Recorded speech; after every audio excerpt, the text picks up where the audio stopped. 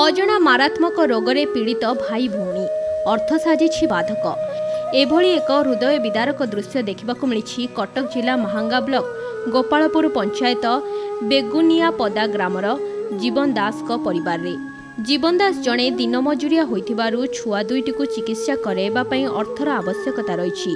पुओ आउ झियो अजणा रोगरे पीड़ित। ଏହି ରୋଗଟି ଏତେ ମାରାତ୍ମକ ଯେ କୁନି କୁନି ନିରୀହ ଦୁଇଟି ଜୀବନକୁ ମୃତ୍ୟୁ ଆଡ଼କୁ ଟାଣି ନେଉଛି। ବଡ଼ ଝିଅ ପୂର୍ଣ୍ଣିମା ଦାସ 2 ବର୍ଷ ବୟସ ପର୍ଯ୍ୟନ୍ତ ଭଲ ଥିଲା। ଏମିତି ହଠାତ୍ କ'ଣ ହେଲା କେଜାଣି ଜ୍ୱରରେ ପଡ଼ିଲା ଆଉ ଧୀରେ ଧୀରେ କରି ତାର ହାତ ଗୋଡ଼ କାମ କରିବା ବନ୍ଦ ହୋଇଗଲା। ତା ସହ ଦୃଷ୍ଟିଶକ୍ତି ମଧ୍ୟ କମିଗଲା। ନା କିଛି ଜାଣିପାରୁଛି ନା କିଛି ଶୁଣିପାରୁଛନ୍ତି।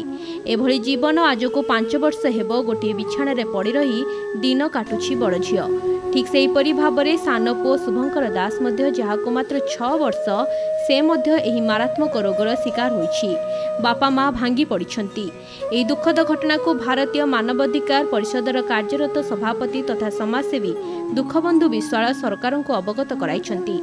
ଗ୍ରାମବାସୀଙ୍କ କହିବା ଅନୁସାରେ ସରକାରଙ୍କ ତରଫରୁ କୌଣସି ସରକାରୀ ସହାୟତା ମିଳିପାରନ୍ତା କିମ୍ବା କୌଣସି ସ୍ୱେଚ୍ଛାସେବୀ ସଂସ୍ଥା ସାହାଯ୍ୟ ସହଯୋଗର ହାତ ବଢ଼ାନ୍ତେ ଜୀବନ ଦାସଙ୍କ ପରିବାରରେ ପୁଣି ହସ ଖୁସିର ସଂସାର ଫେରି ଆସନ୍ତା ବୋଲି ଗ୍ରାମବାସୀ କହିଛନ୍ତି। ଅଙ୍କଳାହାଡ଼ ବ୍ଲକ ପୂର୍ବତନ ଚେୟାରମ୍ୟାନ୍ ଶ୍ରୀଯୁକ୍ତ କାର୍ତ୍ତିକ ସାହୁ ଆଜି ଆମର ପଙ୍ଗାତିରା ପଞ୍ଚାୟତର ଗୁଡ଼ିସାହି ଗ୍ରାମର ଅମିନ ବାହାଲିଆ ତାଙ୍କ ଝିଅ ଲକ୍ଷ୍ମୀପ୍ରିୟା ବାହାଲିଆ ଗୁରୁବାର ଦିନ ମୃତ୍ୟୁବରଣ କରିଛନ୍ତି। ତାର ମୃତ୍ୟୁ ଖବର ପାଇ ମୁଁ ପଙ୍ଗାତିରା ଗୁଡ଼ିସାହିରେ ଅମିନ ବାହାଲିଆଙ୍କ ଘରେ ଆଜି ପହଞ୍ଚିଛି ଏବଂ ସେ ଭିନ୍ନକ୍ଷମ ଛୁଆଟି ମୃତ୍ୟୁବରଣ କଲା ଏବଂ ସରକାରଙ୍କ ତରଫରୁ ଟ୍ରାଇସାଇକେଲ ଖବର ପାଇକି ଦିଆଯାଇଥିଲା ଏବଂ ମୁଁ ଜଣେଇବି ଯେ ସରକାରଙ୍କ ପାଖରେ ଏ ପରିବାରଙ୍କ ପ୍ରତି ଯାହା ଯାହା ସାହାଯ୍ୟ ହୋଇପାରିବ ସରକାରଙ୍କ ତରଫରୁ ବ୍ଲକ ପ୍ରଶାସନକୁ ଜଣେଇବି, ତାକୁ ସାହାଯ୍ୟ ସରକାରଙ୍କ ତରଫରୁ ଯୋଗାଇ ଦିଆଯିବ।